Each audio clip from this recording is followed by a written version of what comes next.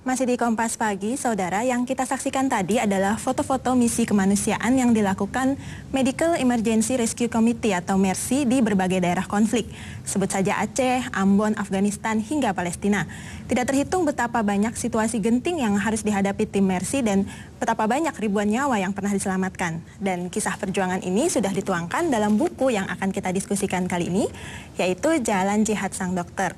Dan ini adalah kisah Dr. Jose Rizal, jurnalis yang merupakan motor gerakan tim MERSI. Dan kali ini sudah hadir bersama kita Dr. Jose Rizal, jurnalis yang ditulis dalam buku ini juga penulisnya, yaitu Rita T. Budiarti. Selamat pagi. Selamat pagi, Mbak. Dr. Jose, selamat pagi, Mbak Rita. Ya, mungkin pertama Mbak Rita dulu, sebenarnya apa awalnya yang menggerakkan Mbak Rita untuk kemudian menulis buku ini?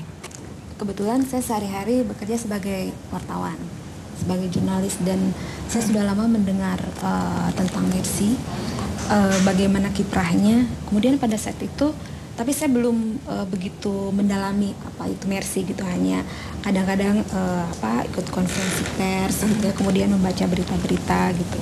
Nah, cuma pada waktu itu pas lagi konflik Maluku pecah pertama kali, sampai kemudian ada Komnas HAM yang tim pencari fakta ke sana, saya mulai awal-awal sebelum MERSI terbentuk, tapi orang-orangnya sudah ada gitu. Cuma pada tahun 1999 ya, saat itu awal sekali. Nah, kemudian begitu ke sini saya dikasih buku George Marsden yang A Cup of Tea gitu ya. Ini menarik sekali gitu. Itu perjuangan di bidang pendidikan. Kemudian ada yang otak saya katanya, mau nggak menulis soal MERSI? Wah, menarik sekali gitu, karena saya akan ke Timur Tengah. Pikiran saya mengetahui bagaimana perjuangan di sana gitu, tapi dalam bentuk misi kemanusiaan dalam ini emergency rescue gitu. Dan saya beruntung sekali gitu, kemudian akhirnya dipertemukan dengan Dr. Jose, dan wah, ternyata gila gitu, luar biasa sekali perjuangannya. Mungkin ke Dr. Jose ya, kita kilas balik sedikit. Sebetulnya apa yang mendasari kemudian membentuk MERSI tadi setelah pasca tragedi Ambon ya, tahun 1999? Ya, pasca konflik di Tual, tepatnya di Tual, okay. Maluku Tenggara, di kepulauan Kei kecil gitu dan Kei besar. Jadi kita melihat di sana banyak sekali yang neglect ya, korban-korban neglect, fasilitas neglect ya. Karena keterabaian ini ya, kita bentuklah sebuah organisasi yang independen, netral, dan mandiri secara finansial gitu. Awalnya dari mana teman-teman relawan itu berasal? Dari teman-teman mahasiswa Fakultas Kedokteran Universitas Indonesia, bersama teman-temannya juga sudah tamat ya. Kita mulai berpikir gitu, kalau kita nggak punya lembaga, kita nggak punya istilahnya kemudahan untuk masuk ke suatu daerah yang rawan. Kalau kita masuk secara individual, prosedurnya susah gitu kan. Tapi kalau kita punya lembaga, mereka sudah kenal, itu lebih gampang. Nah, ketika masuk ke daerah konflik, kemudian bisa dibayangkan resikonya kan sangat tinggi gitu ya, dokter ya. Dan saya juga sempat baca di buku ini bagaimana mungkin dari pihak keluarga juga sebelumnya sempat keberatan. Bisa diceritakan dok, bagaimana konfliknya? Ya, ini memang agak susah menceritakannya, karena ini memerlukan waktu yang agak panjang untuk meyakinkan keluarga dan orang-orang terdekat. Istri dan orang tua ya. Tapi dialog-dialog dilakukan secara, kalau dengan orang tua tuh ya ada argumentasi lah sedikit ya. Karena orang tua saya guru gitu. Sempat dilarang atau seperti apa dok? Iya, sempat dilarang, pastilah sempat dilarang. Tapi karena beliau guru, ya kita jelasin secara ini juga ya, misalnya mami sudah mendidik saya seperti ini, ya sekarang saya ya melaksanakannya gitu. Misalnya kata-kata seperti itu misalnya. Dan orang tua ya akhirnya itu bisa menerima alasan-alasan kita kan. Ya. Dari Mbak Rita sendiri, bagian mana sih dari buku ini kemudian yang paling menggerakkan atau paling menyentuh bagi Mbak Rita ketika menuliskannya? Waduh. Dari sekian banyak kejadiannya. Pas pertama kali saya dapat kesempatan ini, yang saya ingin tahu adalah gimana sih kok bisa ada orang kayak Dokter Jose gitu, itu sebenarnya terbuat dari apa gitu ya. Jadi bagaimana pendidikan awalnya. Nah kemudian setelah itu setiap saya mewawancarai Dokter Jose kemudian teman-teman lain di Mercy juga selalu aja ada bagian-bagian yang Asep tuh udah nahan pengen nangis tuh. Karena setiap momen itu selalu ada yang menyentuh gitu. Nanti kita akan mendengarkan cerita lebih lanjut, misalnya tentang bagaimana Dokter Jose mungkin terpaksa harus mengoperasi orang dengan gergaji, misalnya seperti itu ya, dengan peralatan yang sangat sederhana. Dan kita akan kembali dengan dialog mengenai buku Jalan Jihad Sang Dokter setelah pesan-pesan berikut ini. Tetap bersama kami di Kompas Pagi.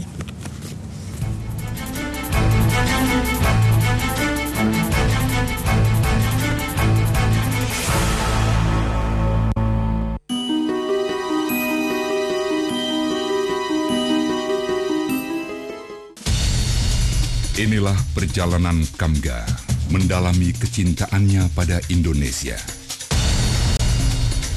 Merekam hamparan alam yang luar biasa indah dengan matanya.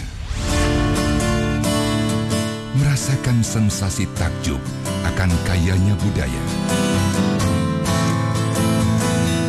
Jadilah saksi perjalanannya ke penjuru tanah air. Menjadi saksi kejayaan batubara di Solo. Namanya Lubang Alam. Dalam Explore Indonesia.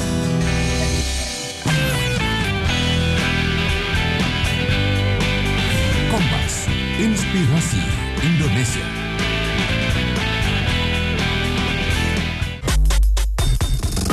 Permudah hidup Anda dengan melesatnya laju teknologi. Mereka tinggal online karena ini gratis, anytime aja mereka bisa baca.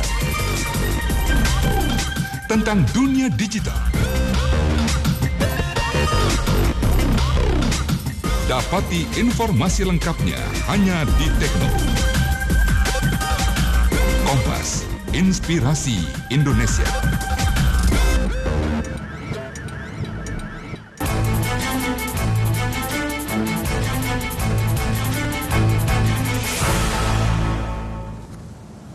Terima kasih saudara, masih bersama kami di Kompas Pagi dengan dialog buku mengenai kisah jihad sang dokter.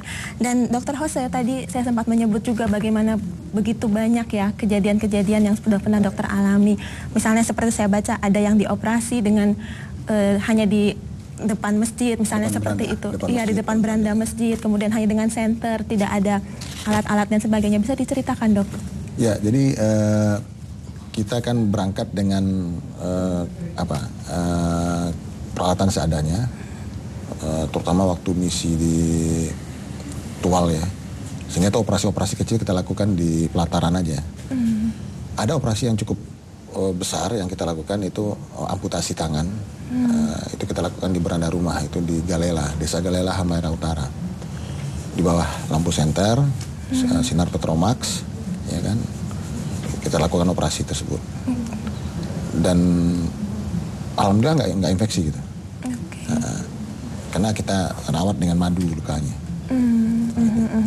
Antibiotik pun juga terbatas kan, karena korban banyak, habis, ya sudah kita gunakan madu untuk merawat luka. Jadi dalam situasi seperti itu yang menggunakan segala daya upaya saja gitu, yang bisa dilakukan ya Dok ya. Tapi kemudian untuk dokter sendiri yang sudah mengalami begitu banyak kejadian konflik seperti itu, apa yang berbekas atau yang berjejak gitu di dokter sendiri? Apakah menjadi orang yang berbeda setelah semua kejadian itu? Ya, saya pernah pulang dari Afghanistan. Saya begitu terkesan dengan Afghanistan tuh, kenapa? Mereka miskin. Miskin, kumuh, terkebelakang gitu ya. Dibom pula lagi kan. Nah pulang dari sana, saya tuh nggak sanggup makan di restoran. Karena begitu saya mau makannya agak mewah dikit, saya ingat orang Afghanistan makannya di desa-desa kan. Saya cuma bisa lihat anak saya makan gitu, tapi saya nggak bisa makan dengan apa. Apakah ada semacam rasa bersalah atau ya, sedih atau seperti betul, apa? Betul, kita sedih lah ya melihat mereka bagaimana susahnya mereka gitu. Di lain pihak, saya juga merasa bersyukur. Sampai saat ini bisa bercerita gitu. Mungkin Tuhan menghidupkan saya untuk bisa bercerita supaya banyak masyarakat atau civil society bisa mengetahui bagaimana keadaan di daerah-daerah rawan tersebut. Realnya kayak seperti apa. Tidak di bluffing, tidak dikemas gitu. Kalau buat Mbak Rita sendiri, apa sih hambatannya? Karena kan Dr. Jose ini sangat mobile ya. Selama menulis buku ini, berapa lama menulis buku ini dan hambatannya apa nih selama prosesnya? Iya, ada sekitar setahun mungkin. Setahun ya. Karena proses wawancaranya lumayan lama. Soalnya waktu itu ya karena misi di Mercy juga sangat dinamis gitu ya. Sesuai pokoknya ngikutin isu global gitu lagi apa. Jadi sedang ada bencana di mana betul, langsung siap ya, terjun. sedang wawancara bagian apa gitu, tiba-tiba harus berangkat ke Sudan beberapa minggu gitu ya, kemudian kembali lagi. Nah pada saat kembali juga karena Dr. Jose itu spotnya banyak yang sudah didatangi gitu. Jadi kadang-kadang sebentar, ini kejadian yang di mana ya? Kejadian yang di mana? Untuk merekam semuanya. Betul, itu iya. ya. Tapi kalau misalnya udah kekail, ada satu kejadian gitu yang diingatkan, nanti ceritanya akan mengalir gitu.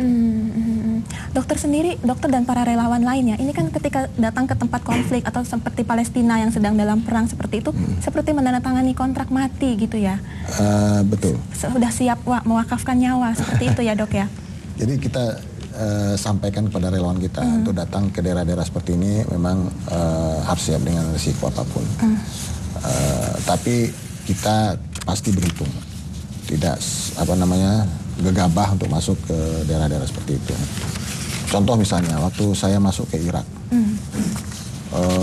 itu perang lagi dahsyat-dahsyatnya. Amerika sedang mengepung bandara Baghdad ya. Nah saya bersama teman-teman satu-satunya lembaga yang diizinkan masuk oleh Garda Republik. Nah kita harus berkendara dari perbatasan Jordan Irak itu 500 km ke Baghdad. Dan itu kiri kanan padang pasir. Nah kita harus memilih waktu yang tepat. Karena kalau waktunya nggak tepat, kita bisa ditembak oleh pesawat tempur. Nah itu kita hitung-hitung gitu. Jadi tetap ada perhitungannya Ada juga banyak meski siap yang paling. Kalau dari sisi maksudnya bagaimana kalau tadi kan keluarga dari Dr. Jose sendiri mungkin sudah lebih terbiasa ya gitu, tapi mungkin kalau dari keluarga tim gitu misalnya, saya baca beberapa juga banyak yang sangat menangis-nangis melepas kepergian suaminya seperti itu. Ada kejadian ketika misalnya yang agak itu adalah kejadian ketika misi Mavi Marmara. Di Palestina ya. Waktu itu kita tahu bahwa kapal Mavi Marmara disergap. Kemudian orang tua dari relawan datang ke Mercy dan nangis gitu, seperti tidak rela terhadap kejadian tersebut. Ya kita tenangkan, kita sampaikan pada ibunya bahwa ibu seharusnya bangga dengan anak ibu yang mengambil peran seperti ini dan dia adalah pahlawan. Gitu. Itu berulang-ulang kita sampaikan dan ibunya bisa reda tangisnya. Dan memang setelah anaknya pulang, dia ini. Alhamdulillah selamat ya. Tapi kena tembak. Oh, kena tembak. Oke. Kalau Mbak Rita sendiri, kemudian setelah selesai menyelesaikan buku ini gitu, apa yang paling berkesan? Kalau saya sih ngerasa, wah saya tuh benar-benar melakukan apa-apa gitu. Itu aja.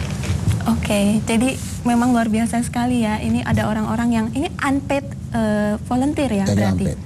Betul. Memang di dunia NGO ini ada dua macam volunteer. Volunteer yang dibayar. Sebenarnya social workers istilahnya. Jadi teman-teman yang bekerja di PBB, UNDP ya itu dibayar cukup signifikan lah. Kalau di Mercy tanpa bayaran. Dan tanpa bayaran. Jadi kita misi-misi kita 2 minggu, 1 bulan di daerah-daerah sulit itu. Ya itu, cuma kita kasih logistik, kita kasih semacam guideline lah untuk menyelamatkan diri. Mbak Rita tampaknya terharu sekali ya dengan maksudnya perjuangan teman-teman relawan Mercy ini. Bisa diceritakan Mbak, mungkin selain Dr. Jose ada pengalaman lain yang ditemui oleh orang-orang lain yang diwawancara dari Mercy atau seperti apa? Ada Dokter Dani ya, Dr. Dani. yang ke Gaza juga cukup lama di sana. Kemudian ada Dokter Arif. Henry yang pertama, itu yang pertama kali memobilisasi untuk membentuk Mercy. Kemudian ada Dokter Arif ya, Dokter Arif yang sangat berkontribusi untuk apa yang paling menyentuh Mbak Rita gitu selama bertemu dengan sosok-sosok pejuang ini? Kalau menurut saya mereka itu gila ya, dalam arti gini, mereka itu punya karir gitu bagus gitu, dokter gitu, rata-rata pendidikannya S2 atau malah mengorbankan pendidikan S2-nya sementara gitu ya untuk pergi dulu menyelesaikan misi gitu. Tetapi kok mau gitu meninggalkan semua itu gitu, padahal orang kan untuk jadi dokter itu susah gitu ya, untuk belum lagi menyelesaikan pendidikannya segala macam gitu, tetapi mereka mau meninggalkan itu semua untuk misi kemanusiaan ini dengan gitu. kerelaan dan keikhlasan yang luar biasa. Ya. Oke, menarik sekali, sangat inspiratif, sangat menggugah. Kita harapkan lebih banyak lagi orang-orang seperti Dr. Jose dan teman-teman Mercy. Terima kasih sekali sudah datang di Dialog Buku Kompas Pagi, dan saudara, kita kembali lagi setelah jeda berikut ini, tetap di Kompas Pagi.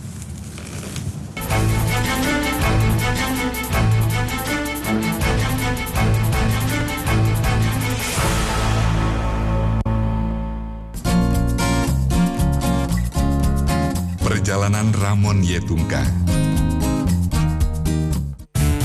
menyusuri satu daerah ke daerah lainnya, membaur dengan masyarakat dan budayanya.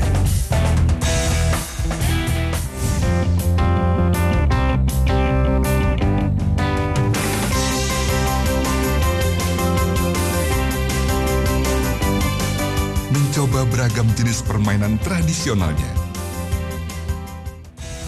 Asli pengalaman naik becak lawu versi modifikasi sama versi tradisional itu beda banget. Seru dan yang pasti menyenangkan. Ayo buktikan sendiri di Kampung Main. Kompas, inspirasi Indonesia.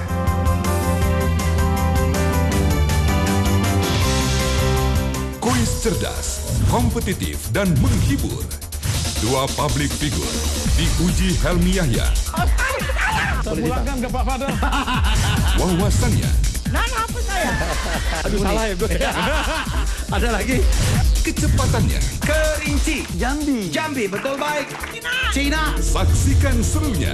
Kuis versus Kompas, inspirasi Indonesia.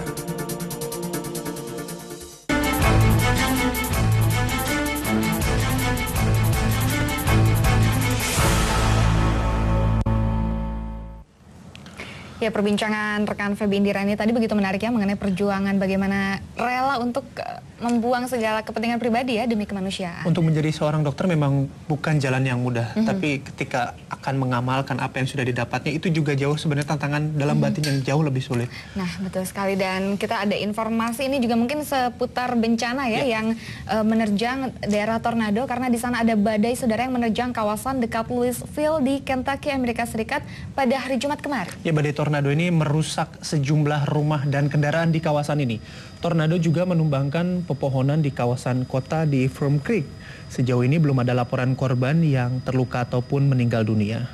Badai tornado